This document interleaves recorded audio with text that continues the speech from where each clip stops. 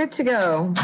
Okay, so I'm going to call to order our meeting, special meeting of the Governing Board work session, Tuesday, August 18th at 4 o'clock.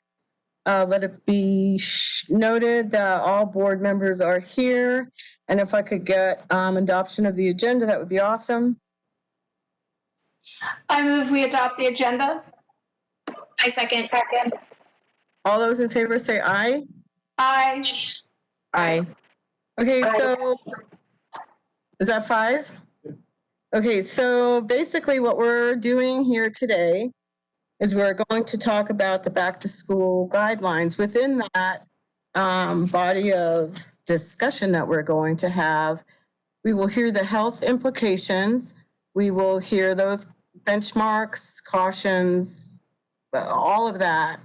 And then we have to remember that whatever that advice is, we have to be able to implement it because we have 32,576 kids. Okay, so I don't know if I'm exactly right on that number, that we're going to have to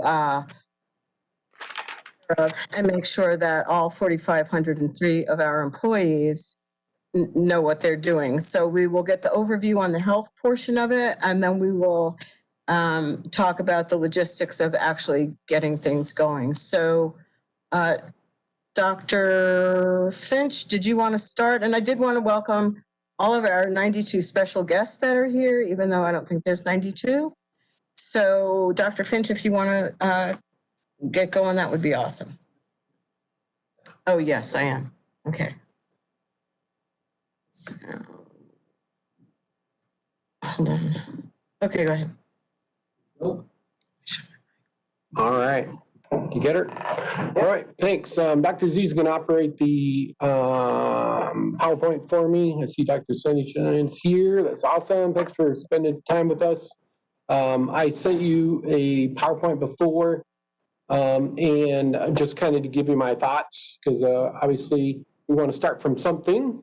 So that was why I put that together. And I was on Dr. Sunnyshine's task force as well, and so I've been working with other school districts, kind of getting the temperature of the water in the state as they gave us the EO, and then they gave us guidelines from the health department on potential openings, and that was part of your motion way back in the summertime to look at data in the future if you wanted to move up in front of October 14th. That is our current situation at the moment. So Dr. Z is going to throw up a PowerPoint, hopefully, and run the clicker for me in another room, and then we'll get started. So look at that, even works. Bonus. What we'll do is I'll plow through this because you've already seen it, hopefully, and I'll just kind of hit some of the high spots, and then we'll ask Dr. Sunshine to give us any kind of feedback or questions that you might have for her. That'd be a great time to ask her. And then we'll plow on from there. And I know we have a tight time frame, so I'll get moving. So this is generally where we're headed today. And obviously, it's mainly just looking at my recommendations of what I think we should do. And then you can obviously work off of that, change, scratch out, add, delete, or abandon ship. All those work. Okay, Dr. Z. Hit the next one. Next one. We're working on it. It's good. Nice. There it is. These are actual slides that I borrowed from the county health department or the state. So this is just definitions, and it shows down there their recommended green, yellow, red concept and the numbers that go with it. Next slide. This is how to interpret those, what they mean, and we'll probably come back to that later, but again, hopefully you've already seen this and already understand it. How they get the case counts and how they calculate percent positivity, which appears to be the most important benchmark, and then the third part is a marriage between illnesses that are recorded at the hospital. So next slide. Here's some recommendations from them. that they gave in a couple months ago, or about a month ago. And so they are now officially on the record throughout the state. So people are starting to talk about them, whether they should move forward with these exact numbers or tweak them themselves. And they are making, districts are making those choices as we speak. Next one. Here's another slide of kind of their scenarios. Obviously, traditional is everyone. Back in the regular school, hybrid is some in school, some in not in school or online. And there's probably 40 different versions of the word hybrid of what it means. But and I have my own thoughts on that, and I'll share that later. And then what virtual looks like, and intermittent, what that looks like. Those are their possible scenarios. Again, with the chart at the bottom, again, their recommendations. Next slide. Here's another one, kind of a checklist concept that they are recommended. Remember, they are, as Dr. Sonnenschein will share, they are recommending hybrid once you hit yellow. And so this kind of talks about that. Next slide. Here's the reference to the data dashboard and when it will be updated. So it's every Thursday, and it's 2 weeks before that. So hopefully have already been to the site and checked it out for yourself. But there are different ways you can gather data there, and we'll talk about that. You can obviously do county. You can do impacted zip codes. You can grab the zip codes that you want and average them, or you can use the district to get a red, green, yellow concept. So we'll talk about that as well. Next slide. This is what they are recommending. They recommend that they use that website I was talking about, and I'll show a snapshot of kind of what the map looks like from the next slide. But you can use district boundaries or average. Those are the two they like the best over the county. But again, if you reach far, if you have a bunch of school of choice kids or staff coming from Yuma, you would want to grab the county. So we actually did the numbers, and the impacted zip codes and the boundaries are about the same for us. We're still running about the same numbers. They also are recommending yellow for a hybrid approach to start, and Dr. Sonnenschein will probably reference this. She likes the 7% for 2 weeks, less than 7% for 2 weeks for the hybrid start. And remember, that zone runs from 5 to 10. So if it's in 2 weeks in the less than 7, then she's recommending that. And then they're also recommending the concept of hybrid start at some kind of level. So you can obviously slow it down faster or contact trace better. So those are two reasons why a hybrid makes sense. And then last, they recommend full in-person when you hit the green for 2 weeks, less than 5. That's just their recommendations. And then obviously we've talked about it before. We work with them already when we have questions about whether or when we hit cases in our system, whether we should close down a building or a shop or the whole district. So appreciate that coordination with the Maricopa County. Next.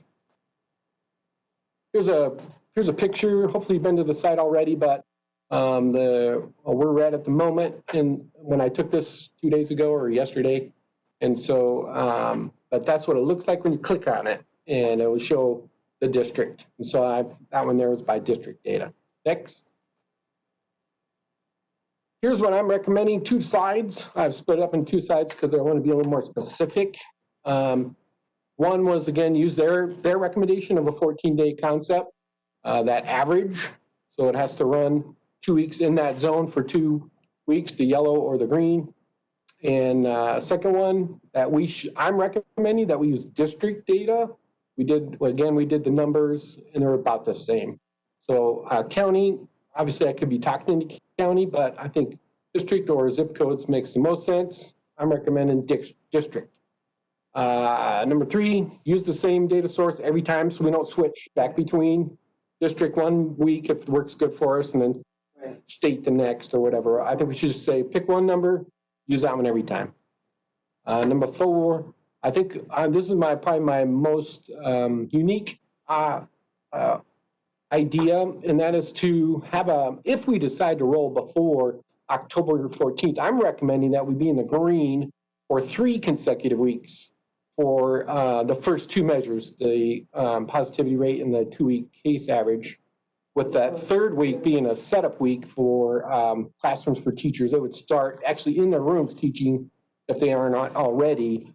And then that way we'll be able to see what kind of issues that we might have. So, and I put the actual numbers on those other 4 points. So, the last one I added is kind of a bonus point, and that is I still think we should be concerned about the turnaround rate for testing, because if we're not approaching 24 to 72 hours for a turnaround on a test, then it makes it more difficult for us to make good decisions. So I know Dr. Sundershine can maybe fill us in here if they're making any progress on that. I've heard that they have knocked that down. So, but I think if it's taken 10 days, that doesn't help us. So that's my recommendation on page 1. Page 2. Again, I'm recommending that we start with the younger grades first. And Sundershine might talk about this as well, about a Denmark study about starting with the younger first. That's what I'm recommending in a 2-week stagger, allowing K1, 2 to go first for 2 weeks, and then 3, 4, 5, etc. And with high school, doing a 1-week stagger, probably into the, once the process gets started. And my logic again here is that the younger kids have more difficulty with the online concept versus the older, and will give us a better chance to double check our systems and our contact tracing capabilities, et cetera. So that's what I'm thinking. And so next one, again, we've already started level D on August 17th, but I would recommend that our special needs students follow their gen ed student peers. So as they, as first and second, kindergarten first, second general students come in, the kindergarten first, second special needs students with IEPs would come in, it's with them. That's what I'm recommending there. And if we get to October 14th and we're still not green, if we've had 2 weeks of yellow, less than 7, then we could start with the staggered plan on October 14th. That's another option for the board. Again, I've already mentioned this. We've already passed a board resolution on how we would shut down. We'll continue to work with the county health on that. Also, I recommend that we do full protocols until we get clearance from the county. So we'll still wear masks, et cetera, until it's time, till they release us from that. Next slide. Here's an example of just thinking out loud, a hypothetical example. So you can get an idea what I'm thinking. Obviously, August 17th was a couple days ago. We started level D. We started free space learning. About 100 students on IEPs are currently in there, in that group. We also started developmental preschool. And as you know, we had camps all summer. So if I'm just doing the math, it's possible it could land around September 21st or so that we went green. Again, just thinking out loud, taking a wild guess. But if it did, we would start the K1, 2 on that time. The special needs students with IEPs would follow their peer group. So all those grade levels would come in. October 5th, a 2-week break there. Then the next group would come in, 3 5s. Obviously, special needs follows there. October 14th, which is the quarter break, we would start 9. We could do 9, 10 at the same time as well. I have to talk to the high school principals on whether, maybe because there's, some kids that take Algebra 1 and Algebra 2 that are 9th and 10th graders. So maybe the principals would give us good advice there. Either start 9, 10, 11, 12, or do 9, 10, and then 11, 12, 2 weeks later. So those are my concepts on that. So you get the general idea of what it looks like in reality. Okay, next slide. Now's the time to maybe have Dr. Sundershine talk a little bit about what she thinks about our plan and maybe answer any questions that you might have. Just maybe throw it in the chat box and we can raise your hand or something and get you get you to answer some questions. Dr. Sunshine? All right, had to get off mute there. Thank you for that. Thought you did a great job presenting your ideas. I'll just comment on a couple things that you brought up. One is, I think the state metric is very reasonable, and I agree that hybrid can have about a billion different interpretations. And I think Dr. Finch gave a really good example of how it could be done. And honestly, the gradual warm up over 2 weeks, if that works for your system, I think it sounds great. And we do have a model from Denmark who put out a study using the example that putting elementary school students back first made sense. We're not necessarily recommending that everyone do that, but we think that's certainly something to consider because there's some evidence to show that that was really effective in Denmark. There's also some evidence to show in Israel how not to do it. And so we don't recommend putting everyone back all at once without any distancing and any masks, because we saw that result in complete disaster in Israel. So I think the Denmark model is a really reasonable one to follow. And they were very attuned to making sure that 6 feet of distance was maintained and that all the students wore masks. So I really want to emphasize the importance of that when you bring anyone back to campus. Daily cleaning really is good enough, but it's critical to have hand sanitizer and soap and water available throughout the campus grounds, both indoors and out, if at all possible. So, but of all the things that I were going to pay attention to, I would pay attention to enforcing mask wearing the most, particularly among the older kids, and then also trying to maintain 6 feet of distance whenever you can. There's all kinds of guidelines trying to have, traffic flow in directions so that people aren't running into each other, but I can't emphasize masks enough. If you have to pick one to really focus on, that would be it. And I think the plan sounds really reasonable. The one other thing that I will highlight is you mentioned the turnaround time of the labs. We just measured our lab turnaround time for the last week, and we are down to 2 days, a median of 2 days. When you look at our 95% group, which is usually what we use for a lag, the range goes all the way up to 23 days, which is not great. But when you have a median of 2 days, I think we're much closer to where you want to be. And I'll take any questions. Okay, I'm going to ask one question, and then if everyone could go put what you have in the chat box, I'll recognize you.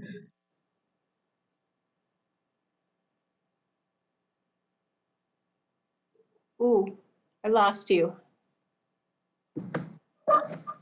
The study from Denmark, the amount of children that would have been in the classroom, to me, we have thousands of small children, and we don't have, an unlimited amount of space. So if we have a campus that has 2 classes of 30, even if some of them don't come, your recommendations are great, but I'm just trying to figure out how we would implement that with fidelity to keep that social distancing and so on. So the size of the classes and the amount of the kids on the campus as a whole in Denmark was what? So, I have not looked at that study in the last week. It really is an example of just putting younger kids forward. What we do know, there are so many different models. I wouldn't just do it the way Denmark did. What you'll see in best practices is trying to reduce the class size to 50%, is what a lot of people are going by, but there are many, many different metrics that people are using.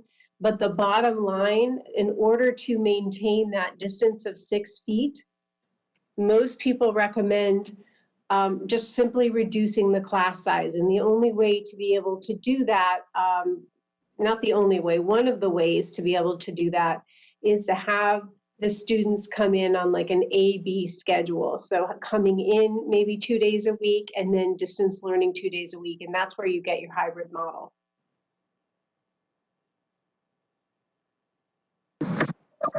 Thank you. Ms. Frank, Ms. Tweedy, and Ms. O'Brien, and then Ms. Reed. So go ahead, Ms. Frank. Okay, thank you. Thank you, Dr. Sonnenschein.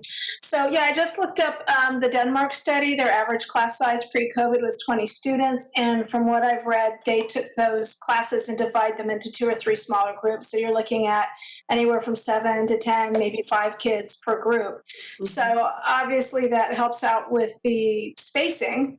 It makes for a very small class. Is it also an issue in terms of the number of other students that a student would come into contact with in addition to the proximity they have to one another? Yeah, so that's another practice that all of the practices, what we have up on Maricopa County's website is sort of a risk matrix. We don't expect anyone to be able to do all of the practices, but one of them is maintaining 6 feet between every student. Masks are absolutely essential and required, so that one's sort of non-negotiable. But after that, it's maintaining the 6 feet. The other option is you can cohort students, and that's having probably no more than 10 students in a group. You may not be able to maintain the 6 feet of distance between students in that 10-person cohort. But if you do get a case in that cohorted group, then you only have to consider the other 9 students and the teacher that were in that cohort exposed, because you're able to keep the different cohorts 6 feet apart. And so that's another option. It's, slightly more risky than keeping 6 feet between everyone, but we have larger class sizes here. We're public schools. So you simply have to do your best, and cohorting is what a lot of folks are, or some folks are finding is the most feasible.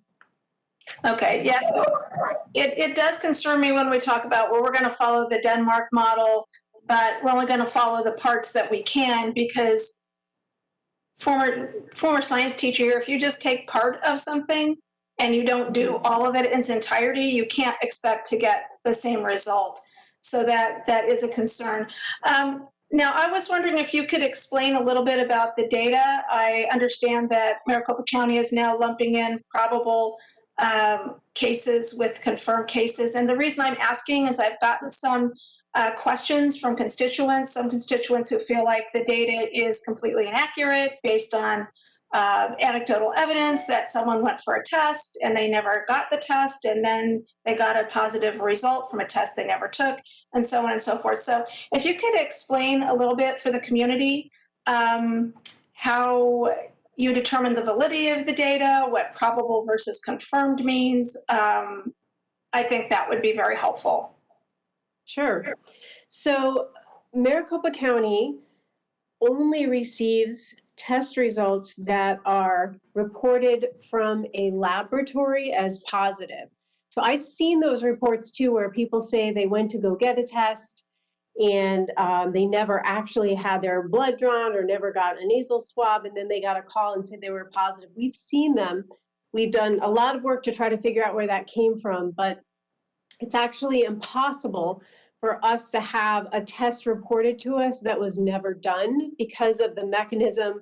The labs report positive results directly to the state lab or to the state health department, and they're electronically transmitted to us. So if you never had a test result, it can't get reported. So that right there, we have always reported all positive PCR tests. And if you'll recall, when this started, PCR was the only test that there was. Then what happened was a serology test came out, and there was a lot of question about what the serology test meant. Typically, a positive serology means that you were infected sometime in the past, not currently infected, and we didn't have a lot of information. And at that time, there was discussion about including those as probable cases. even though we really didn't have enough information to suggest that a serology meant that you were actively infected. So at that time, we only reported PCR positive tests because the entire country really didn't have a clear answer about what to do with serology. Now, two things have happened. One is the antigen test has been introduced and is more widely used. And that's only come out really in the last several weeks. So the antigen test, when it came out, no one really knew what to do with those data. So I think I hear a little feedback. Thank you. So when the antigen test came out, there's always sort of a lag time between when tests come out and when the public health standards are put out by CDC and the Council of State and Territorial Epidemiologists. So we've just learned that the Council of State and Territorial Epidemiologists are going to consider the antigen test a probable case. And because of that, we wanted to make sure that all the antigen tests were included. So we expanded our definition to include probable cases. Previously, it just included a few cases. And when we added up all of the probable cases that added to our, gosh, I'm not looking at the numbers in front of me, hundreds of thousands of cases, it added a total of 600 cases since the beginning of the pandemic. So it was I believe less than 0.5%. So it really did not change our epi curve at all. And the cases that were added in throughout the pandemic. They weren't particularly recent cases. And we looked at the numbers with and without the data, and the data really did not change. But we did that because the antigen test is so new, and we wanted to make sure to capture those test results. So then that data that's been added in would not then affect either artificially raise or artificially lower the positivity rate that's Not being at all. reported. Okay. No. And then, can I clarify something? sure. The positivity rate is based on just PCR testing. Okay, thank you. That does clarify that. Some other questions that concerns that I've been receiving from constituents, obviously, Ms. Frank? parents. Ms. Frank, Yeah. could you just hold those for a minute so Ms. Tweedy could go and everyone could get a Sure. first round? Thanks, Jenny. Go ahead, Darcy. I had a few questions. The first one, when we're talking about a return to school and we talk about hybrid and full going back, at which phase would you recommend, or which benchmark would you recommend that we implement transportation at? At which phase would we recommend that you implement transportation? Yeah, because then they contact a lot more students, because now we're taking kids and then mixing them across grade levels and by zip code. Right. And in executive order, we don't have to do that. So again, all of these are guidelines. The way that we talk about transportation in our guidance is it's just really important to make sure that all the students on the transportation are wearing masks. Generally speaking, putting kids together that are already in the same household because they're already exposed to one another, trying to maintain 6 feet if you can, or sitting every other seat. If not possible, though, then wearing masks. And then once the kids get to school, of course, it's important to do symptom screening on a daily basis. So that's, to me, a feasibility thing. If you need to have public or transportation in order to bring students back at all, then I would recommend doing it as soon as you bring students back to on-site learning. the second question I have is, so I know you're recommending 6 feet. So when the students eat lunch and they can't wear a mask, does that change the recommended distance? It doesn't. So if you have 6 feet apart, that's your best case scenario. We understand that having everyone 6 feet apart eating lunch is very difficult. So there's a few things that we recommend to consider. One is having folks eat lunch in their classrooms. so that you expand the amount of distance that you can have. And then the other important thing, and this is really lame for students, but we do recommend having all the students facing forward, because that way when droplets do fly, if they're going to hit something, they're going to hit the back of someone rather than the front of someone. So facing forward and sitting 6 feet apart. And if that's not possible, you could cohort for lunch, but honestly, that would be a time when we'd rather you spread folks out. And then just finally, I was curious with, even with the Denmark study, if you knew the positivity rate, and are we aware of any schools that opened hybrid with a positivity rate of less close to 7% and were successful that we could look at as a model? Yeah, no, I wouldn't know the positivity rate in Denmark. To be perfectly honest, even in the United States, we calculate the positivity rate differently depending on where you are. And I know there was a lot of media on this over the weekend. Hopkins reports a positivity rate where they do a simple all the positive tests over all the total tests, which is probably not the ideal way to calculate it, but it's the best they can do with the data they have. And then the way that we calculate it here in Arizona, both at the state and the local level, is we calculate it deduplicating, so each person can only be counted positive one time, which is really the ideal way to calculate it. So it would be hard to kind of compare across jurisdictions. Thank you so much. You're welcome. Mrs. O'Brien?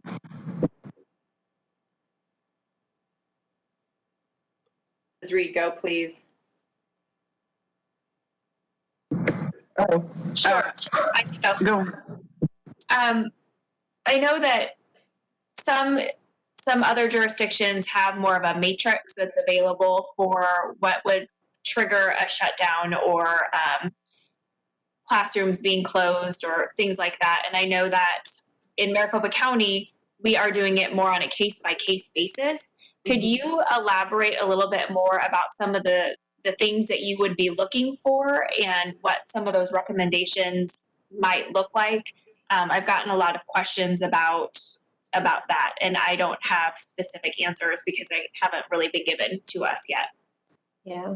So we, in the last couple of days, just uploaded some specific scenarios that sort of walk folks through what we're looking at and the types of questions we're asking when we help, when we guide you in making decisions about who to quarantine, who to isolate, who to notify, and specifically who to send home.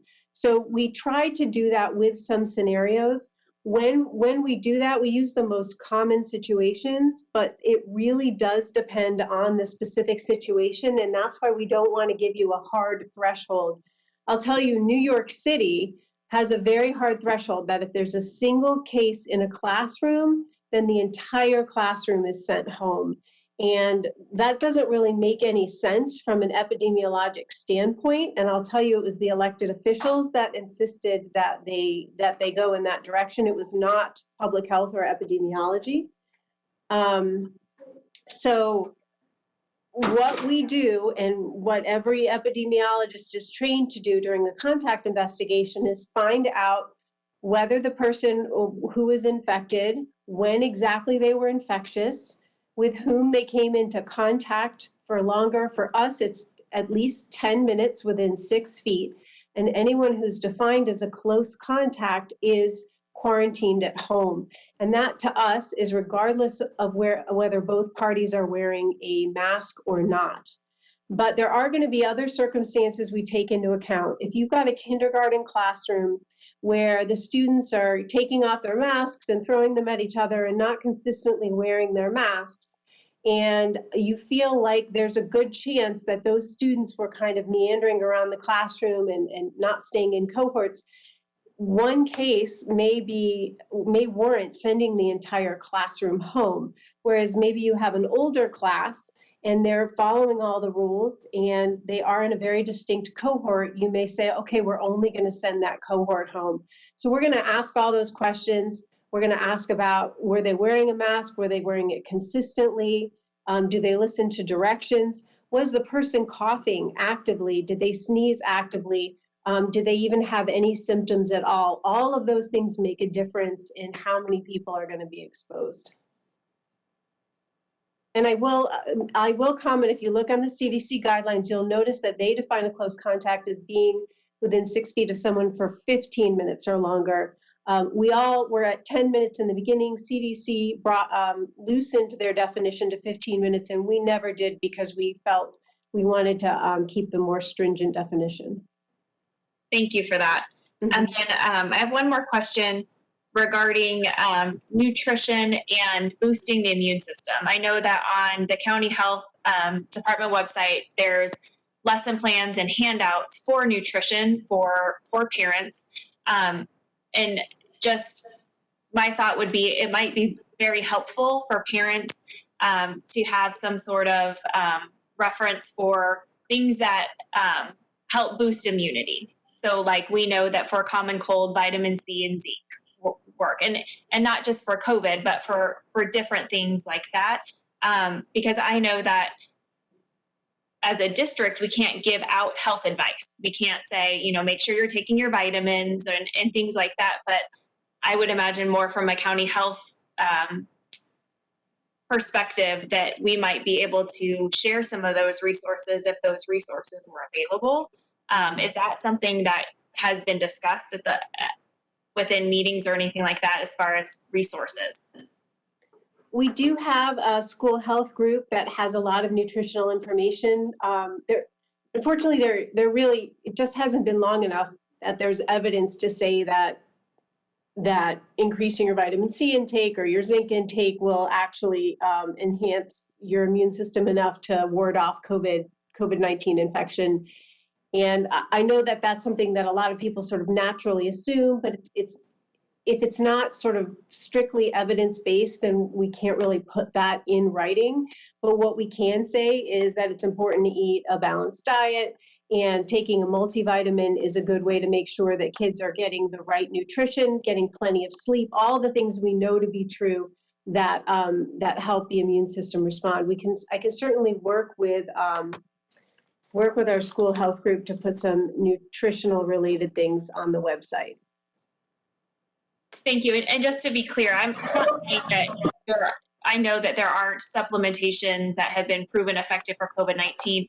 What I'm talking about is like for the common cold, things like that we know that those things specifically work, because when we look at what guidelines we've already put in place, we're asking our teachers to do a quick screening. So if you have a cough or you have a runny nose or a sore throat, then those kids should not be coming to school.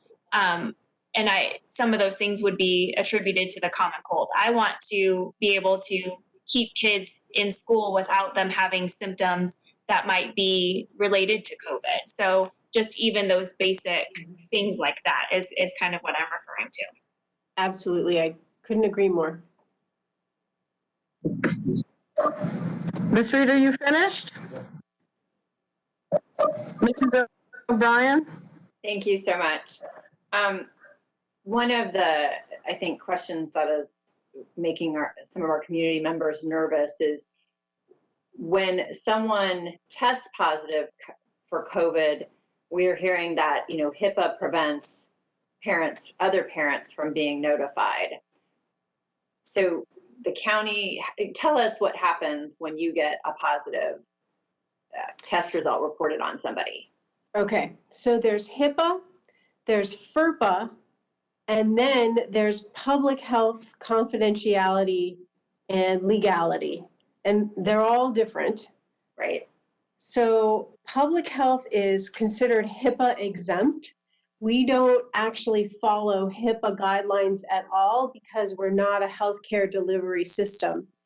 The rules for privacy and confidentiality that we follow are actually much more stringent than HIPAA, because we are permitted legally to have confidential and identifying information about many different conditions that cannot be shared ordinarily. So we are a FERPA exemption. For instance, schools are not only allowed to share identifying information about certain reportable conditions, but they are legally bound to share it with public health. So that's how we get the information. And I think your question is, what do we do with the information? And so we have just massive firewalls. I can't even access basic websites half the time because of all of our firewalls to keep the data that we have secure.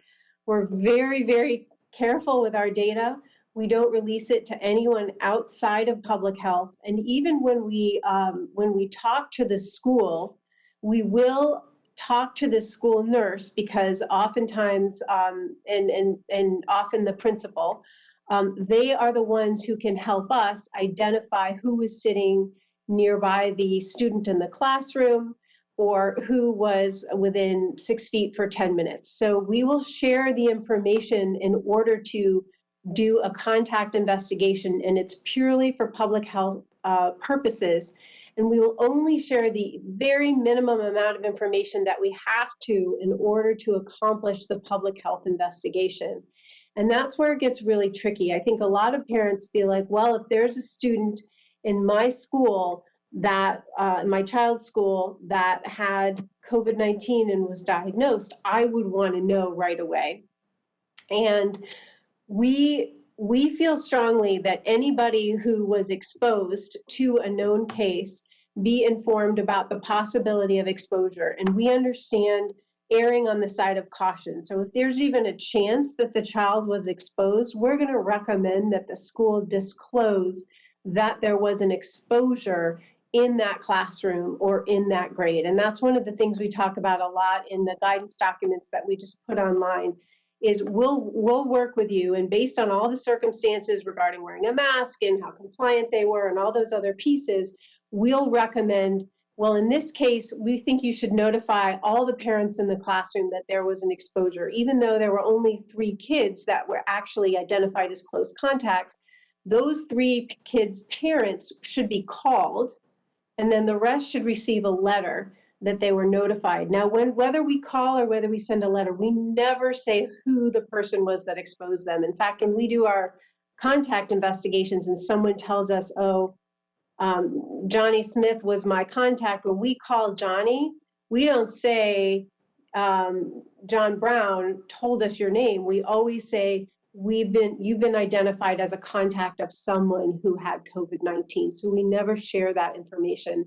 I think the tricky part is there are some situations where there might be a clear exposure in a classroom and that person never left the classroom, and there's almost no circumstance where they could have exposed someone else in the school, and the parents and the rest of the school will really, really want to know that there was an exposure in a classroom even though their child was nowhere near. We may say, hey, we just recommend sending a letter to the classroom, but the school might say, for optics purposes, we want to notify the entire school.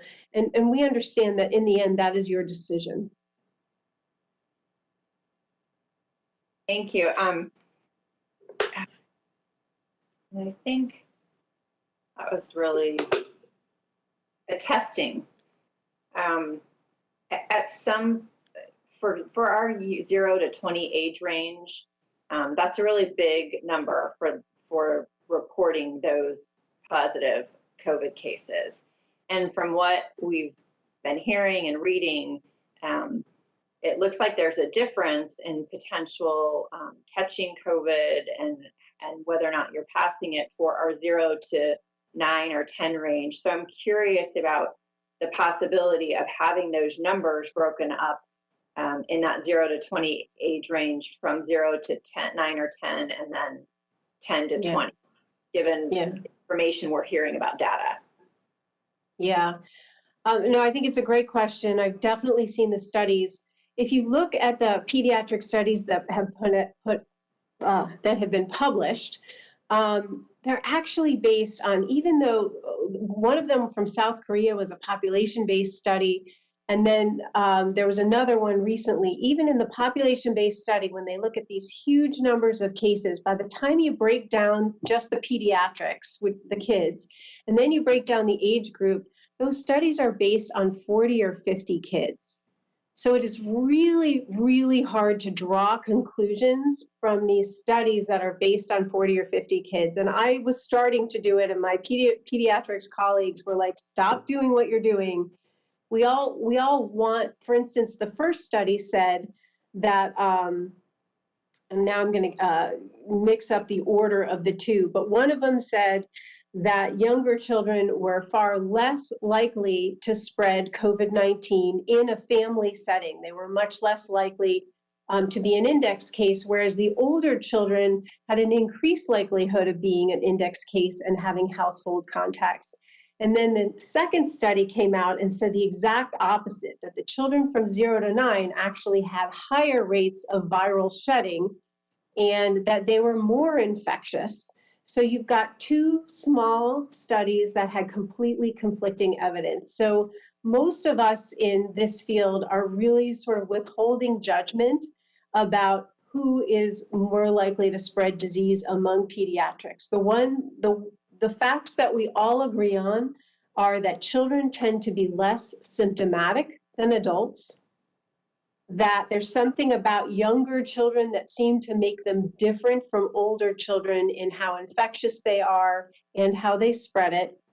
And third, that children absolutely can spread the disease. So saying, oh, well, kids don't really get disease, so they can all go back to school without masks is not an option, because we know that they can spread disease. Similar to influenza, we know that a lot more spread happens in a school setting just because of the nature of the setting.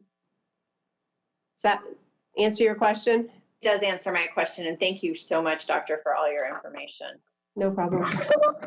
Doctor, I have one more question for you about drinking with water fountains, water bottles, water, whatever. What are your thoughts on that? So I'm an infectious diseases physician, and I just think that little kids cannot remember not to put their mouth on the water fountain. So I am just personally, I think water fountains are yucky, but that is just a personal opinion.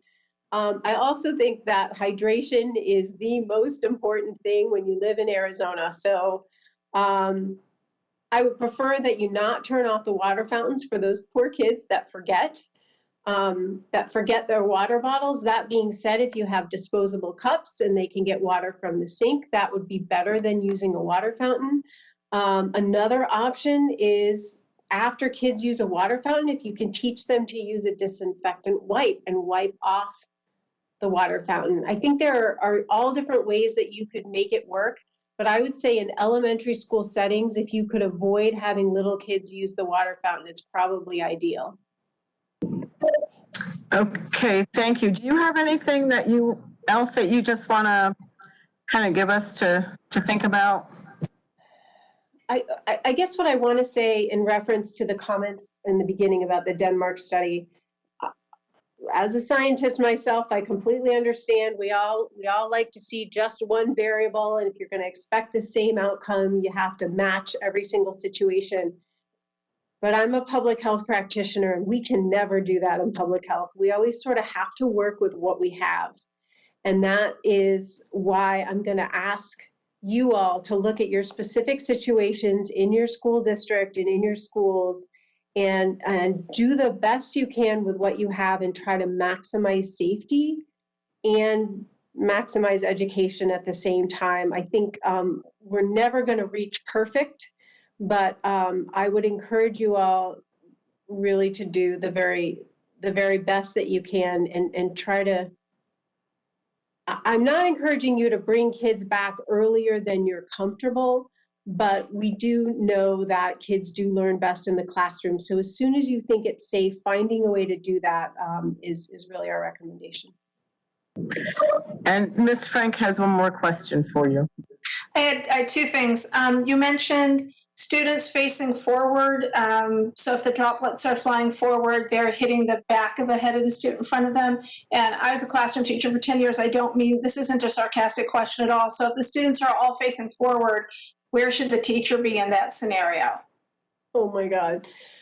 No, nobody feels more empathy for teachers than I just feel incredible empathy. And this is one thing that I would recommend. First of all, I would make sure if you're going to get 6 feet of distance from anywhere, please put that teacher 6 feet away from the students, particularly because he or she is in a situation where she is going to be facing them a lot.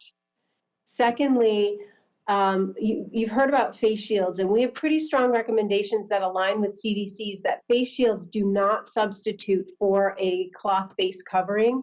That being said, cloth face coverings will not be waterproof. So if there was one time when I personally, if I had to face a group of kids all the time, I would want to wear a face shield over my cloth face covering because those droplets are coming forward.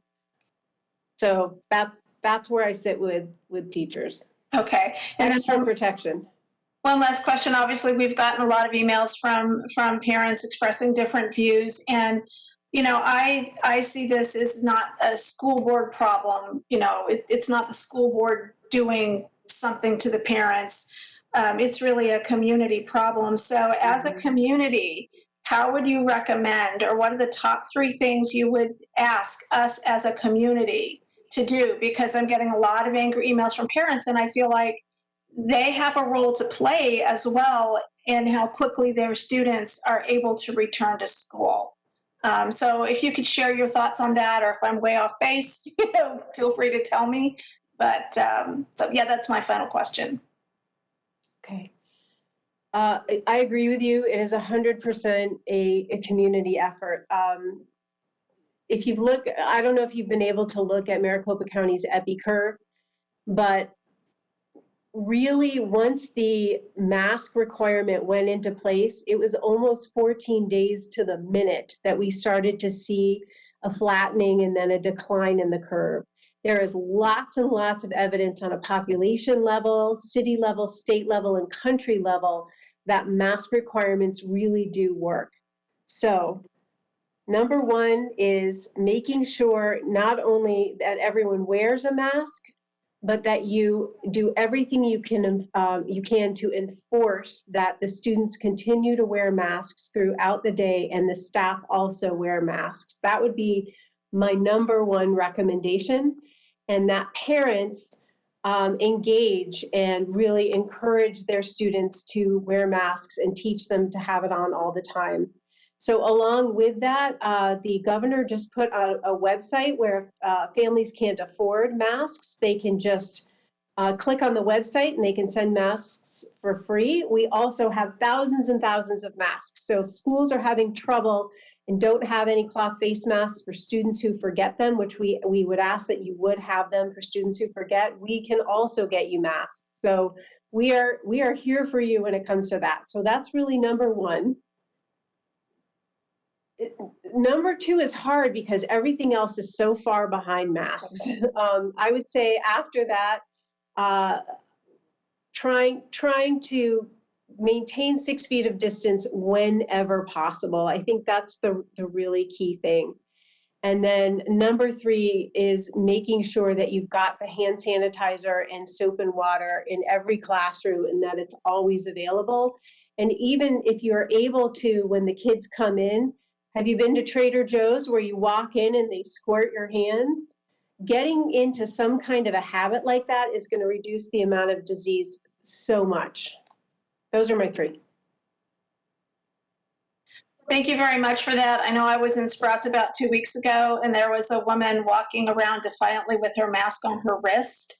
Oh. And I just, I want our community to understand that if they do the recommendations, the things that you've recommended, then we can get to that lower positivity rate sooner and we can get back to school sooner. But if people are going to walk around Sprouts, you know, she must have been there, I don't know, 30 minutes with no mask on, defiantly waiting for someone to tell you to put your mask on. Yeah, I had to go tell on her. So I was the snitch in Sprouts 2 weeks ago.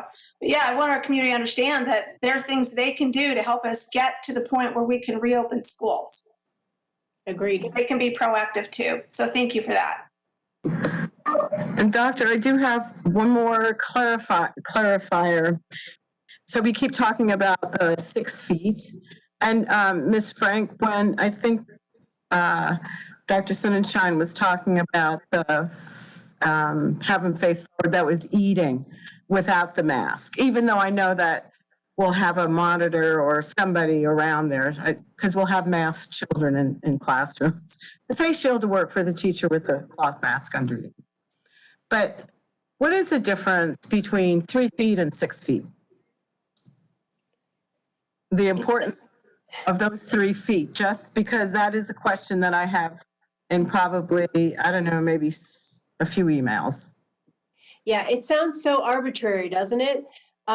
There are some really old studies that literally looked at this distance, and what they found is that the minimum distance to really decrease the transmission of droplets, it has to do with the size of the particles that transmit disease from person to person. So we know that COVID-19 is primarily droplet spread, and those droplets, once you hit 6 feet of distance, that most droplets do not travel past 6 feet. Now, if you've ever seen that really gross picture of the sneeze where mucus is flying everywhere, I guarantee you some of that mucus gets further than 6 feet. So nothing's purpose. Lord knows you need to cover those sneezes because they don't follow the 6 foot rule. But most coughing and talking does.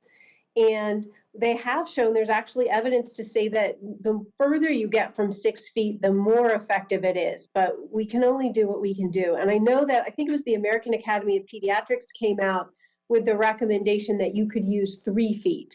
And I believe that that wasn't necessarily based on data, that was based on pure feasibility, that at the very least get 3 feet. The more distance, the safer it is. And if the only way that you can get kids in the classroom is having them 3 feet apart, as long as everyone is wearing a mask, then I can actually support that. I can't write it down, but I can support it.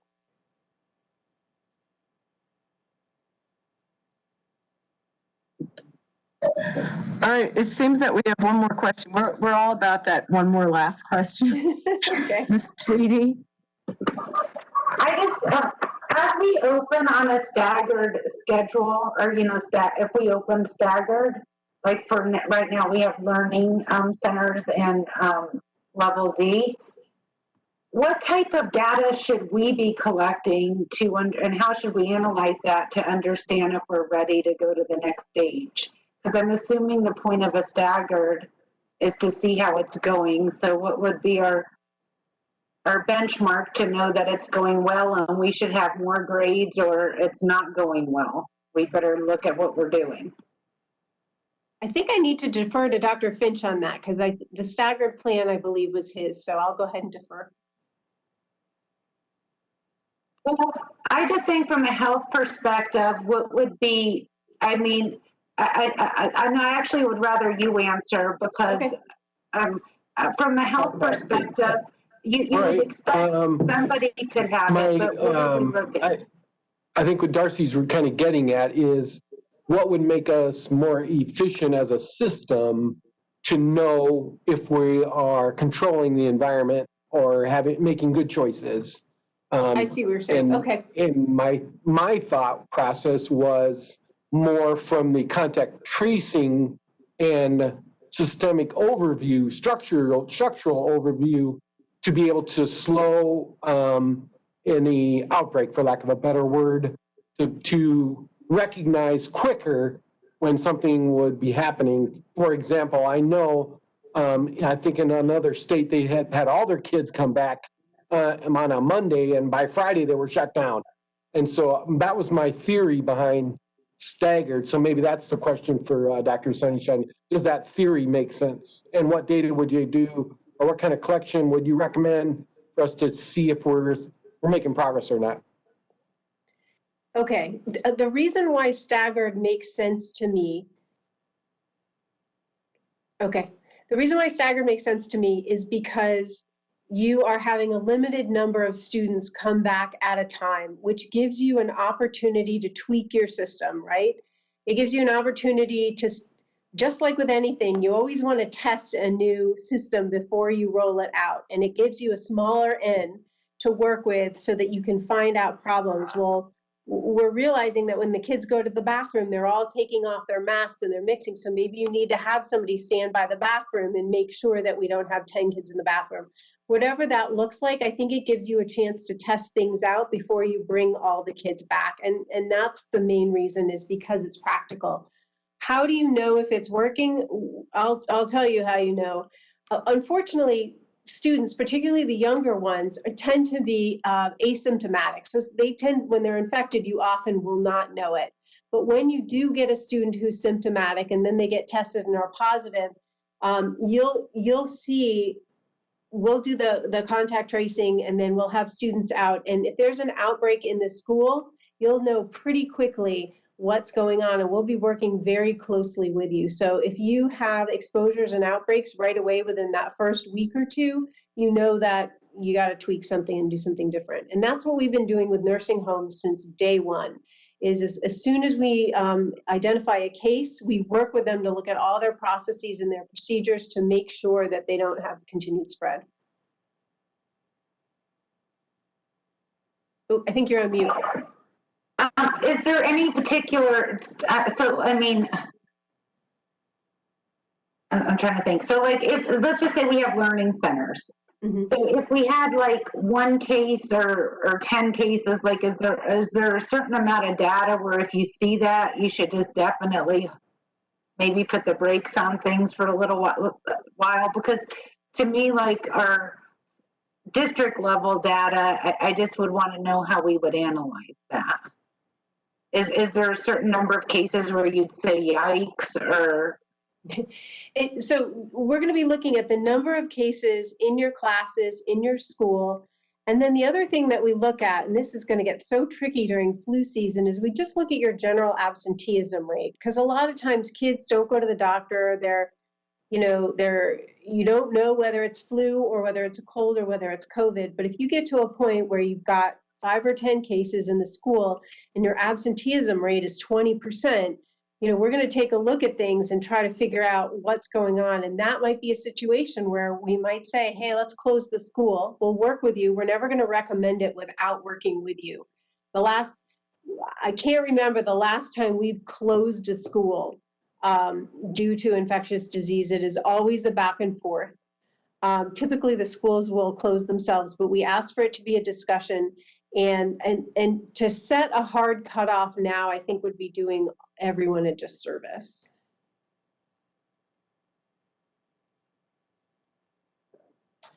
I just want to thank Dr. Sunshine for stopping by, helping us out. Really appreciate it. It was nice hearing your thoughts and giving us great perspective. So send me the bill. All right. Thanks, everyone. I appreciate your questions. Good luck with it. Thank you so much. All right. Bye-bye. Thank you. Gary, you can hit the next slide. So just a little reminder, we can either start from what I have here or start from scratch.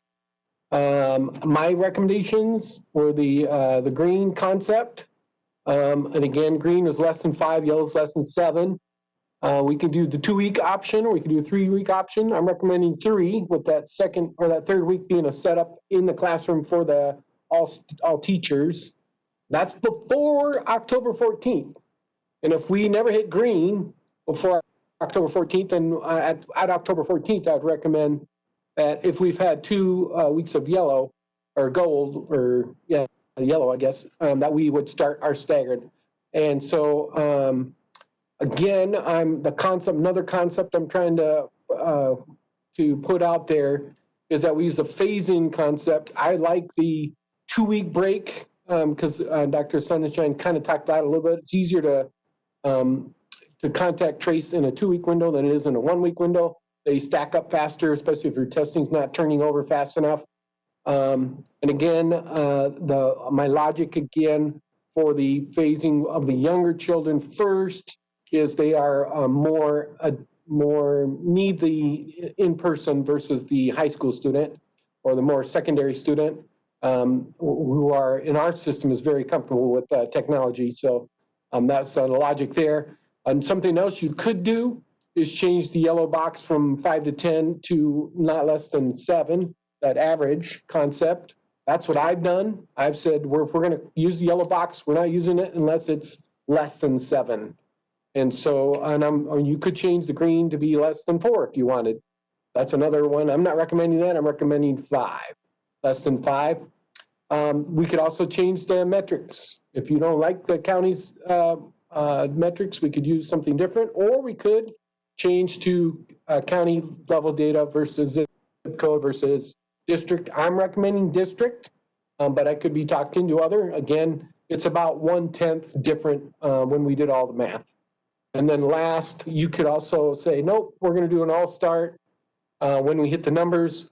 And I don't like the hybrid option. So those are the 5 or 6 concepts that I'm recommending. And so I guess this is the next portion that we talk about what you want to do and what you want me to do and what stuff do you need from me.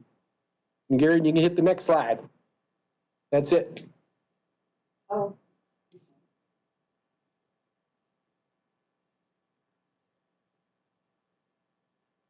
Mrs. Ordway, can I ask a quick question?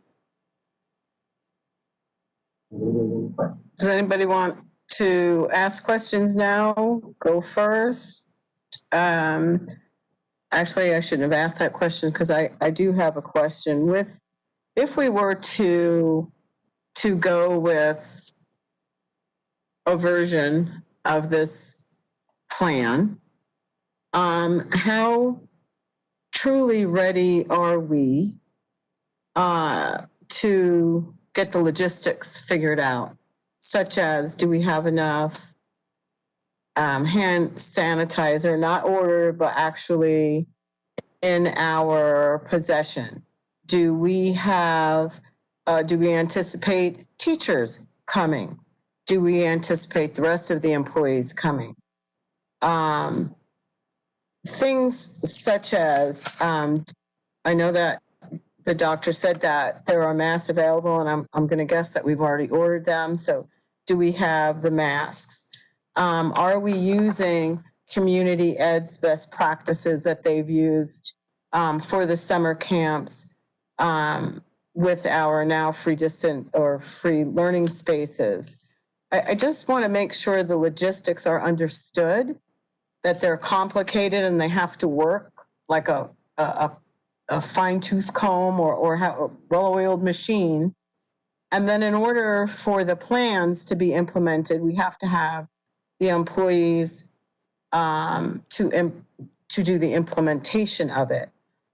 And with talking about the masks are very important, or the most important portion of this, how are we going to be training and getting people into the habit of you wear the mask, you don't pull it down when you're talking to your friend across the hallway. So I just think the logistics of all of this is very big. I do not want to open our doors for students and teachers to have the contact in the classroom on a full scale if we are not ready to implement this with as least chaos, and not the word I was looking for, as possible. Because if we don't have this down pat, we can have all of the numbers in the right direction. But if we don't have this down as pat as we can have it down, then we're causing more upheaval for our students. So while we had our summer camps, then we have our students with the IEPs coming in. We have our students that are employees' children that are in the free learning space and other children that are in that.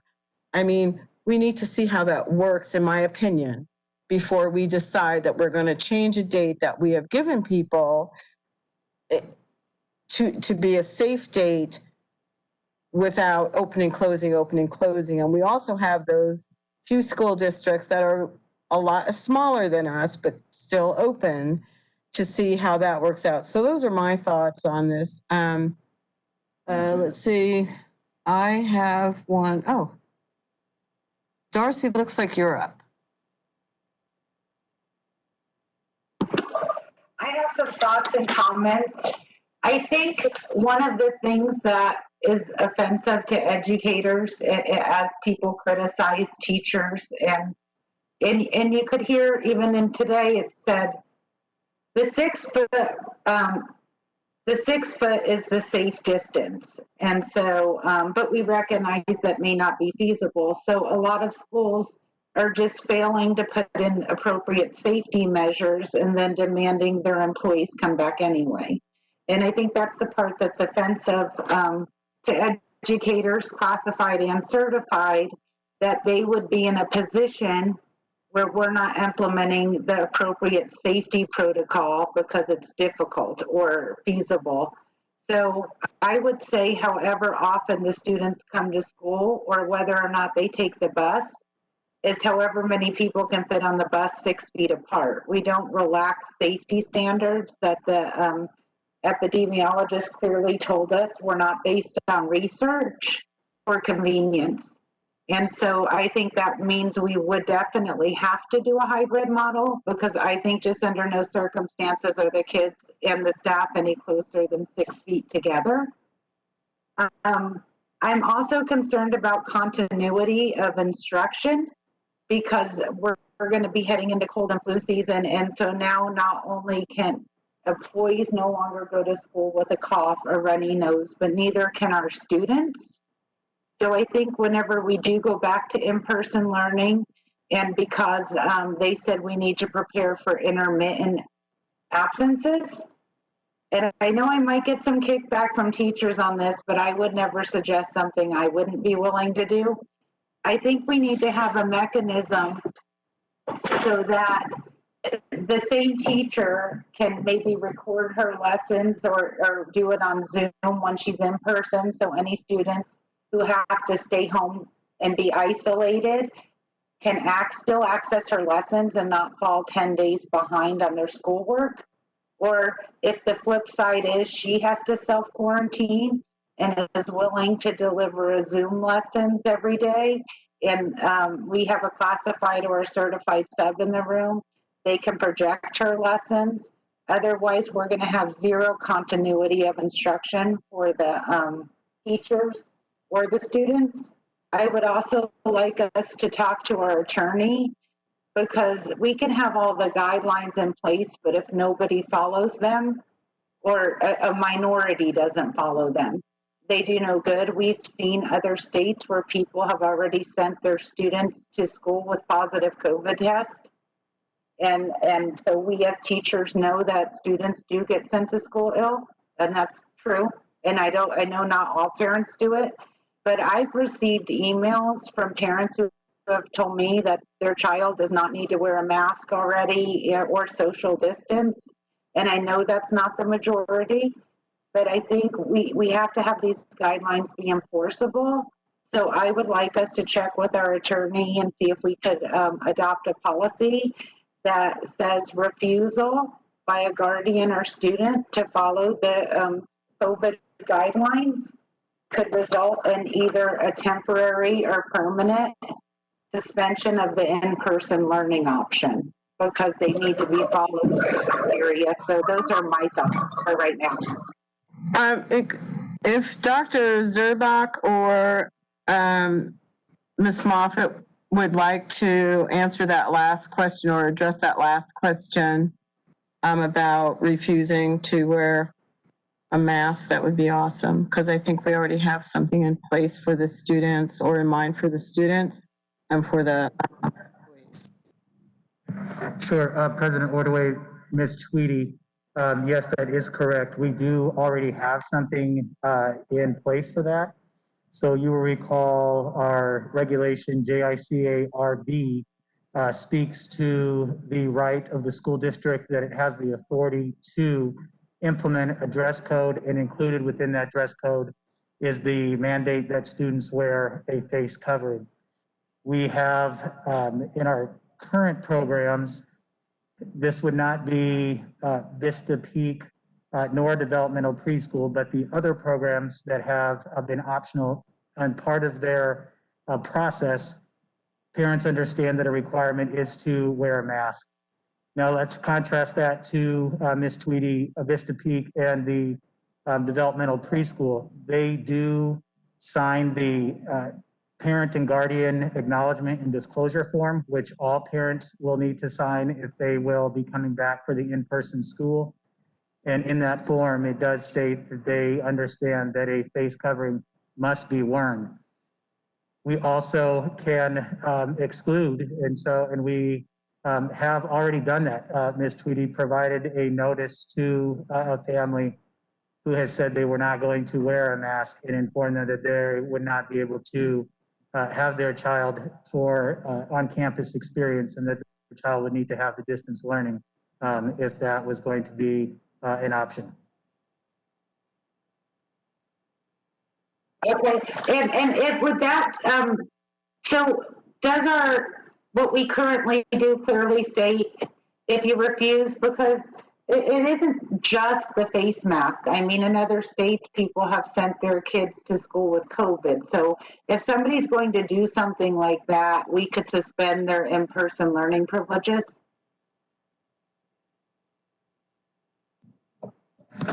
Yes, again, so President Ordway, Ms. Tweedy, so I think you are asking then outside of the face covering. So just in general, Ms. Tweedy, that's your question with respect to anything jeopardizing the health and safety in the safe environment, I guess, if you will, that, yeah, we could, because again, the parent acknowledgement form, the parents have to agree to what is stated in there for the on-campus experience. And so some of those things are listed in there, just like what you're describing, Ms. Tweedy. So the parent recognizes that if my child has a fever of 100 or greater, that I may not send the child to school. And there are other items included in that disclosure form. And so we could move forward with next steps if that were to occur.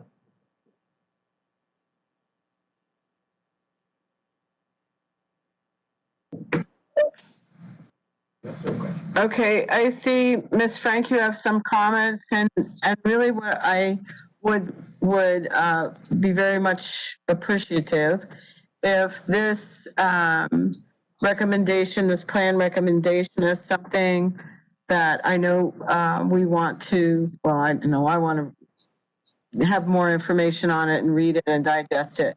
But if we could, before we are finished, let Dr. Finch and Cabinet know if they are headed in the right direction, that would be awesome. So Ms. Frank, go ahead. Okay, so I have a couple of things. So I think what Ms. Tweedy was referring to, there were two cases in Oklahoma. One where a parent sent a child into a high school and they knew the child was positive. So that should be on the parent acknowledgement form. You can't do that. And then the other that we want to capture, I think we should capture in the same district in Oklahoma. Parents sent a child to school with a pending test. So they had not received a positive or a negative result, but they had the child tested. So if someone has a pending test, they can't come to school. Parents need to understand you can't send them to school if you don't know whether it was positive or negative. And obviously if it's positive, they're not coming. If it's negative, they could go, but you can't send someone to school with a pending test. I don't really feel comfortable with the 3-foot distance for the same reason Ms. Tweedy mentioned. It's not based on any research. It's just based on what we think might be convenient. So I think we need to adhere to research-based practices, which would be the 6 feet. I want to clarify that in your hypothetical example, that the September 21st potential start date is based on meeting the public health metrics. Is that correct?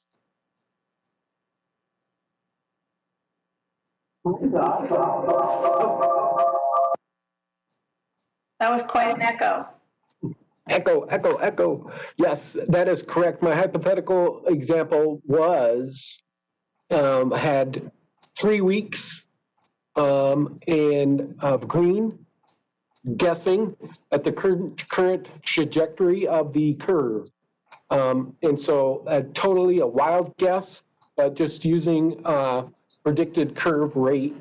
And Ms. Tweedy could give us a lesson on curve rates and when they potentially will hit their mark. So we'll be asking for that at the next board meeting. little calculus. Give her some homework. I don't know. There are some people who think she doesn't do her research and doesn't understand data. So I might want to think about that. Yeah, okay. So I just want to clarify for any staff or any parents that that is a projection. It's not a hard and fast date. I really do like the proposal that you've put together and a slow rollout with doing it in a staggered. I think that's entirely appropriate, and I would support that. I do think it's extremely important that we figure out what's going to happen with the students who are enrolled full-time in Deer Valley Online Learning. I know that was the $1 million question last time, but I don't want that to be chaotic for those students, or that needs to be figured out, as I'm sure you're aware. So those are my thoughts. Ms. Reed? Okay, so I have a few thoughts and questions. My biggest concern is class sizes. And so, especially with Dr. Suttenshine reiterating her recommendation of reducing class sizes by 50%. I'd like to know if that has been discussed with a hybrid model of either doing splitting days, so we have a morning session and an afternoon session, or we have more of a block schedule where we have, A through L go Monday and Tuesday, and M through Z go Thursday and Friday. If any of those discussions have taken place, and if so, what has been the teacher and principal level feedback on that? No. All right, I'll jump in here, and maybe Dr. Z can as well, because he works with the principals, but we looked at the AB concept, and we just don't have the horsepower to pull it off. And so, and most school districts, I'm in the NEVIC group, as you know, the 8 superintendents that get together every week, and we all tried, that was our first attempt, was to go down our road, because it made a lot of cool sense. But once we did the math, it wouldn't work. We don't have the horsepower, we don't have the staff, we don't have the space. Because remember, you still have to run the other third rail, which is this free space or the safe space learning program as well. So you're running 3 separate schools when you run an AB and the FFLS program. So all of our friends have also abandoned it as well for the staff reason. So that's not an option. So that's why I went this hybrid. My definition of hybrid, more of a slow roll with the younger students starting first, was my answer to that math riddle. What this class size? Okay, thank you for that. We are also making the assumption that, and it appears to be true, we don't know, hence the reason why I like to do it in small chunks. We are also assuming that 20%, 30% of students will not come in anyway, right away. So we're going to have an automatic reduction when we start. Just from the number of emails that we're getting, I'm not going to send my kid anyway. I'm going to stay online. Or I'm going to watch for 2 weeks and then decide when to send my kid in. So we are going to have a natural reduction of class sizes just by the model. So that's why I like the slow roll, because we can know right away if we're right or not. But that's what appears to be what our NEVIC friends are doing as well. Okay. The next question is about logistics. So when it looks like we're going to hit those 2 or 3 week benchmarks, logistically, what does that look like as far as Ms. Moffitt for staffing and Dr. Zerbach for sending out the parent survey where parents decide, where their student is going to go?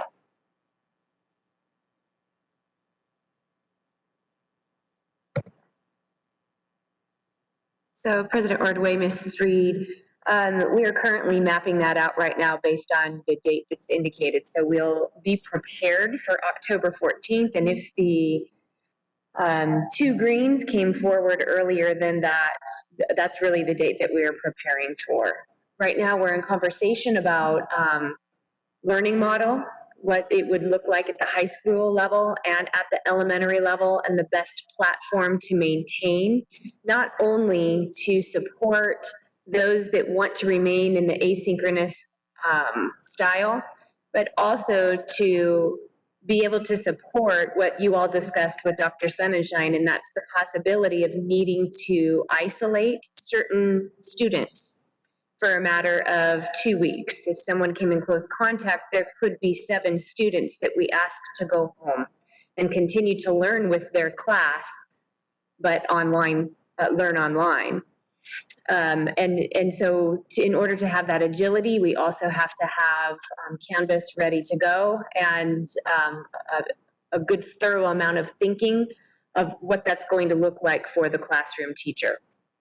That has different implications for K-8 than it does for high school. Because currently, as you all know, we brought our online students back over to their base campuses, and they're with a core teacher right now. At the high school level, they are indeed split out into 2 areas. So our high school teachers right now are not used to managing both asynchronous and an asynchronous student. So there will be some training, some onboarding, some thinking, some scenarios to go through. And once we know where we stand there, which we anticipate to time-wise to have a very solid idea of what we're going to be doing moving forward there to share out with you and everyone else in about a week. At that point, we'll know what we need to do with staffing and if the movement of staffing is necessary.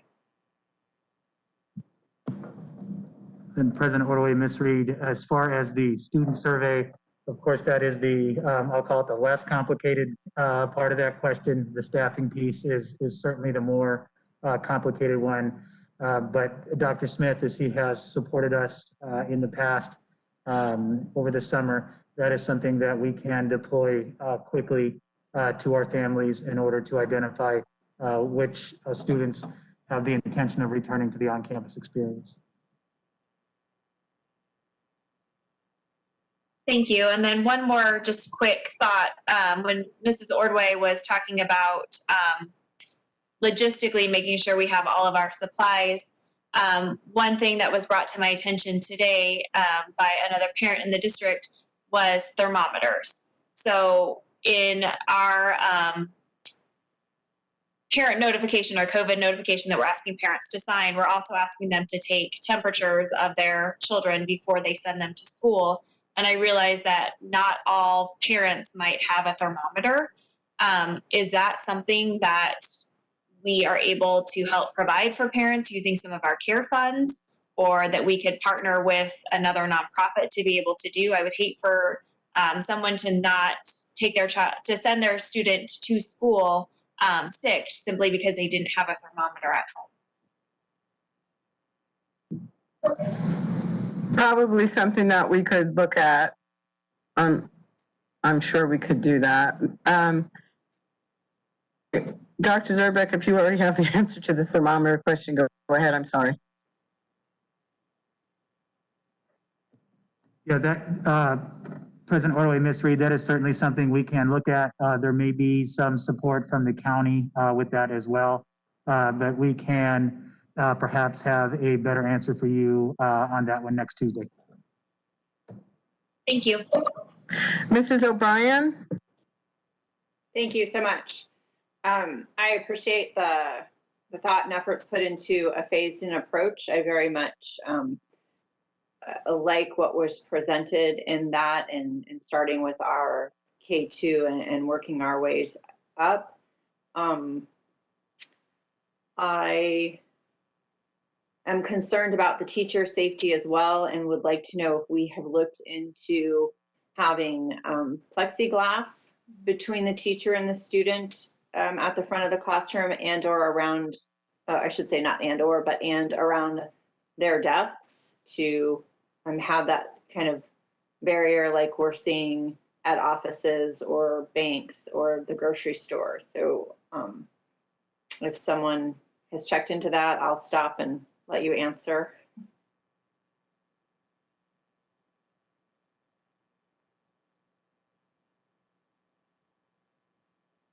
Okay, I'm gonna keep going. What? President Odo and Mr. O'Brien, we're looking over here to see who wants to take that one. So I think Heather or Jim can provide a response.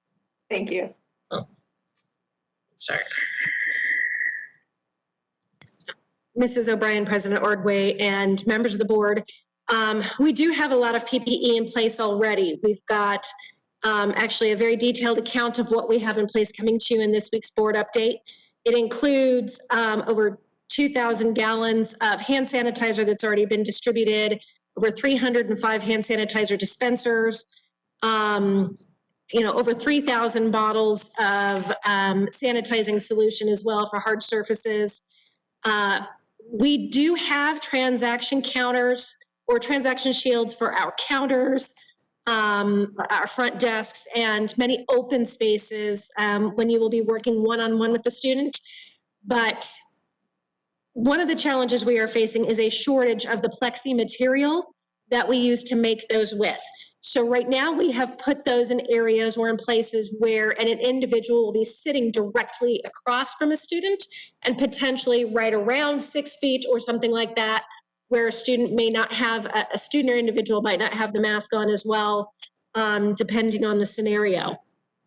I don't know that in a classroom setting that it would be feasible where we would put that plexiglass, and I don't know that we could get plexiglass in quantities enough in order to put one on desks for each student that's present.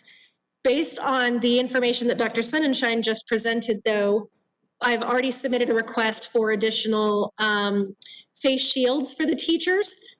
We originally only ordered about 1,500 of the face shields, and those were intended to go to pre-K through third grade teachers, paraprofessionals, and special education teachers. So once we, of course, discovered that those cannot be used as protection itself from, me spreading, the wearer spreading COVID or other diseases, we kind of stopped distribution a little bit, and we shifted to, shift and pivot's the word of the year, to those going to individuals who might, let's say, if I'm speech or a paraprofessional who might be working with a student that I might be toileting or have just that direct contact with, we started distributing to those folks to have in conjunction with their mask. And based off of Dr. Sonnenschein's words earlier tonight, we've already requested a quote for an additional 3,000 so that then we could give each individual teacher who's working with students in the classroom the face shield to have with the face mask. Okay, thank you so much, Ms. Mock. And I apologize. I did not intend for plexiglass to be around every kid's desk. I was talking about potentially teachers' desks, and I do understand and can imagine that there would be a shortage there. So I'm glad to hear that the face shields you're getting a quote on them. The other thing that I would like to recommend, I spoke with somebody who is working with the Arizona Department of Health Services on community testing. And there are some school districts in the state who are partnering with one of the labs to do community testing over a 72-hour time period. They need a parking lot, a little electricity, and some cones. And what that would allow us to do, and then advertising, communication out to our community. I think that using our zip code information and district information is awesome metrics, but it would be even better, in my opinion, if we were able to partner with one of those companies and do community testing in each of our 5 high school regions so that we'd have some real numbers for Deer Valley Unified School District. I'm going to forward over to Dr. Finch the email that has all the information with that after the meeting. So, and I also second most of the other questions that were asked by our other board members, but I will leave it at that. I think we're on the right path, and I'd like to I like recommending that we follow our benchmarks and get the kids in those phased approaches. Ms. O'Brien, we did see that as well. I believe there was an article in the newspaper recently about the districts that were partnering with ADHS. And so that is certainly something that we can look at. So I think to wrap it up, unless there's other things that we would like to share with each other.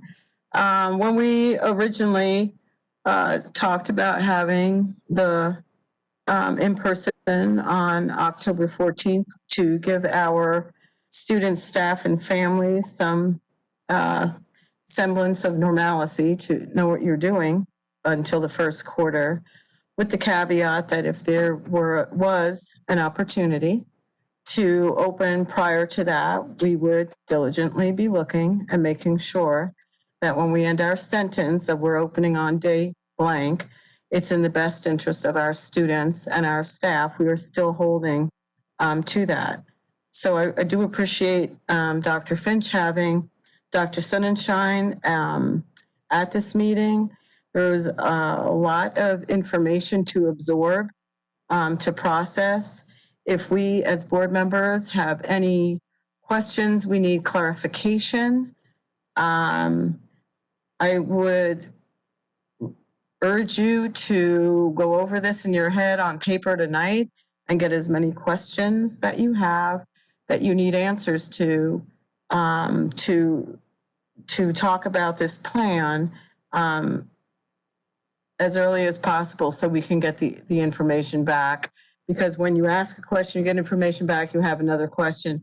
And that way we can give our cabinet the direction to continue in this direction so we can get our students back in the classroom. There's nobody on this board, or I think on the Zoom or wherever, that doesn't want kids back in a classroom. I'm sure from the bus drivers to the teachers to the cafeteria staff, they're really missing those little faces. So as long as we do this thoughtfully, I think that we're ahead of the game, even though we're going a little bit slower maybe than others. We have shown ourselves and our community that slow has been best. So if there's no other comments on that or questions, we can adjourn the meeting at 5:37. Miss Tweedy said she had a comment. Yeah, hold on a minute, it just popped up. Go ahead. Okay, I would just like to say, because we were supposed to give feedback on this being the right direction, so I just want to be extremely clear on what I'm saying. So if I don't agree with something later, I didn't say it ahead of time. I agree when we hit the benchmarks, we should go back in person. Hearing Dr. Finch's definition of hybrid concerns me. I listened to what Dr. Sonnenschein said, and she clearly stated the 6 feet distance is the most important. So if you have K2 come back and then have all of those students in the same, you're not doing an AB schedule or a morning AM PM schedule as Ms. Reed suggested, there is no way you can implement a 6 feet distance. And she was saying that was key because that's where you define the close contact with others. So I would not ever approve a plan that did not have 6 feet of distance between people, between the students or even the students on the bus. If we weren't in the green on all of the benchmarks where it talks about full reopening. Because the way hybrid is defined by the Arizona Department of Health is so that you increase the distance when the positivity rate is higher. And this plan does not include that. So those are my thoughts. And I just want to be clear, I would never approve something that did not have 6 feet of distance between students. Thank you, Ms. Reed. So to clarify, and I apologize if it was stated previously, when we go back brick and mortar, is it the intent for our teachers to also continue to be teaching online? Or are we switching to have teachers that apply to teach in DVOA take over their online students? President Ordway, Mrs. Reed, because of the nature of what we are anticipating in managing COVID and the need to quarantine or the need for a teacher who may call us, for example, at 7 p.m. or could notify us at 6 a.m. that they do not feel well and are testing for COVID. That could cause us to immediately contact trace around that campus and could cause us to quarantine or require students to self-isolate. So to give you a scenario, an example could be a PE teacher who worked with kindergarten, second grade, fourth grade, and sixth grade the day before tells us that they are in the process of testing for COVID, perhaps even tells us that they've lost their taste and smell. That triggers us quickly to consider this as a COVID scenario. And we will likely have to request that all of those students that teacher came in contact with, and of course we will be working with Maricopa to make those decisions, would need to go home for a period of 14 days. So that does mean that our teachers will have students that are in front of them, and they will have students that will remain online with them. Some of those students, in one scenario, some of those students will be synchronous students, or all of those students could be synchronous students, while we staff a whole nother campus that takes on all the asynchronous students, so the online, similarly to how the high school is functioning now. We are learning while we plan all of this that the most efficient model is likely going to be that we leave our online students with our base campuses, and that we can consider K-12 the capacity or the ability to stay on our learning model, our Canvas model, and have the agility to manage both synchronous and asynchronous students at the same time. Again, because of what COVID could cause us to need to do on a daily basis on our campuses. I hope I explained that clearly. I don't know if I did. I kind of. Okay, so can we do an example, because I understand, I think I'm understanding a little bit about what you're saying, but I think it would be helpful for the parents and the teachers that are watching if we did an example. So if Mrs. Smith is a second grade teacher and she has a class of 30 kids and 20 of them are virtual for all that will eventually go brick and mortar, and 10 of them are DVOA students. On October 14th, and I'm slowly using that date because that's what we had originally agreed upon. So let's say we go back on October 14th. Is she continuing to be responsible and the teacher on record for her 10 DVOA students, or do those 10 DVOA students get transferred to a DVOA teacher for second grade? So this has not yet been identified. What we are running are different options and what will be the most efficient option for all. And we still are also going to need to consider, just like we had to around a month ago now, maybe a little bit less than that, do we have the capacity to staff two fully independent models of one another? Or are we going to need to maintain one model? So that is one question. So that question that you just asked. The other one is, to answer your previous one, is that no matter what, whether we split out or we leave it all as one, the teacher teaching brick and mortar is still going to need to have the agility to teach students that are at home and students that are in front of them. And even perhaps, honestly, in a COVID situation, we will also need to think strategically about the teacher that might be in the process of self-isolation but can still teach from home. So if they still have the capacity to teach from home, we are also talking about what a substitute would look like coming into the classroom to supervise those students that don't need to self-isolate, and the teacher is still the instructor from home in some situations. That could happen. Thank you. Ms. Frank? I had two things. So one thing to think about is when students go back to in-person, how is the technology going to be used? Are they going to continue to submit assignments, upload through their Chromebooks onto Canvas?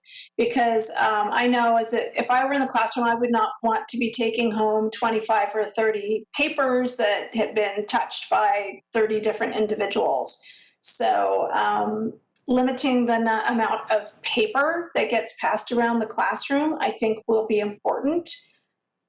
And then also, I would just echo what Ms. Tweedy's feelings regarding maintaining 6 foot of distance. And that's primarily because that's what we have research on. And Dr. Sonnenschein said there was no research to support 3 feet of distance. That was just more for convenience. And I don't want us to be making decisions based on convenience. We should be making decisions based on data and research such as what we have right now. And the research we have right now says 6 feet apart. That's what we need to, in my opinion, that's what we need to maintain in classrooms and on buses. Dr. Finch, Mrs. O'Brien has a question for you.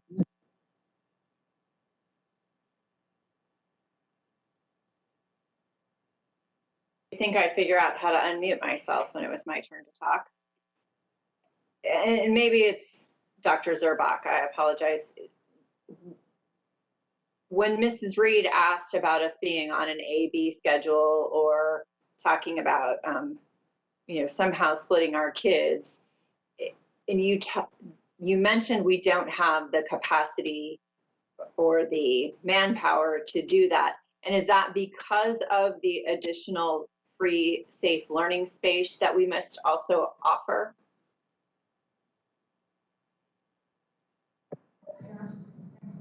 President Ordway, Ms. O'Brien, that was Dr. Finch, so he. Yes, that's a variable too,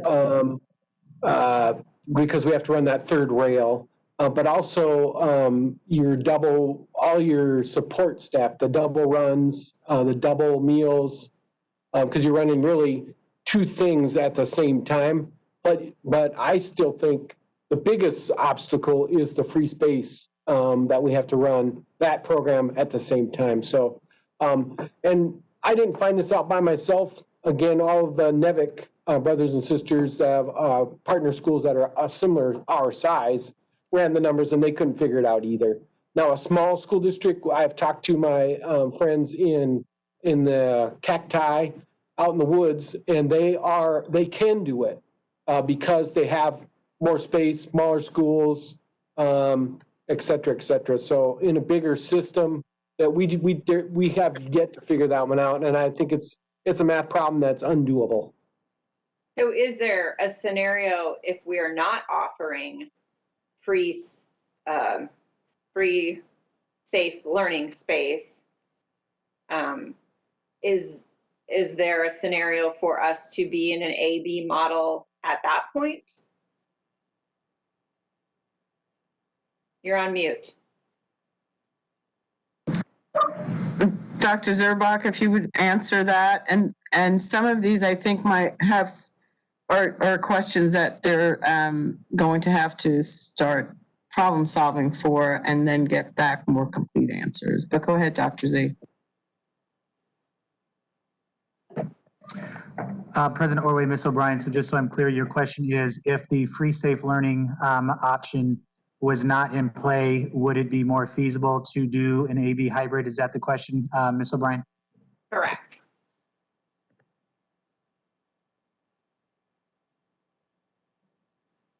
Yes. Okay. Yes. Thank you. Yeah, so again, consistent with what Dr. Finch said in terms of some of the barriers, that would make it more feasible. we still would need to engage in some more planning from that standpoint, because staffing would come into play.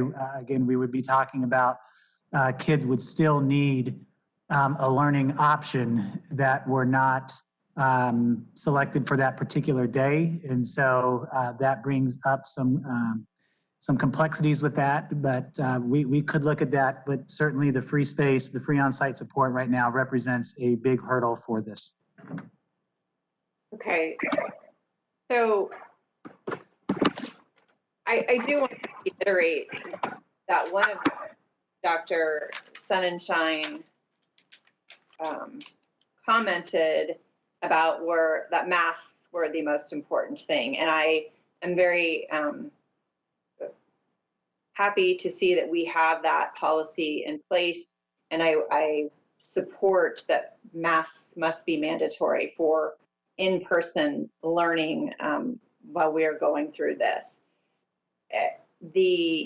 But she also talked about us maximizing our safety and maximizing our education and social distancing when possible.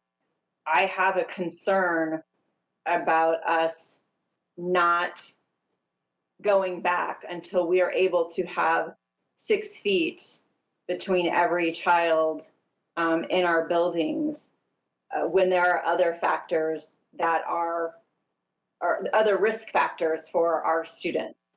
I appreciate that Ms. Mock already is looking into getting additional face shields for our staff. This is certainly unique circumstances, and I appreciate all the hard work you all are doing to get our students back in when the benchmarks have been met. Thank you. Okay, so I'm going to wrap this up now, and I'm going to ask all of the board members to digest the information that you have. Talk to whomever it is that's going to give you some, because there's going to be feedback that we're going to get, whether it's email, text message, however it is. But sooner than later, get those questions, concerns, observations, consternations, whatever you want to call them, to Dr. Finch and to Sheila. So while they are now knowing that this is a plan that we're looking at, that we're supporting, that they can see what they need to do to make it something that can be implemented or can be recommended. So it would match everything that we're looking for. So the sooner the better. Not time, and I know everybody is very busy because we're all have our own.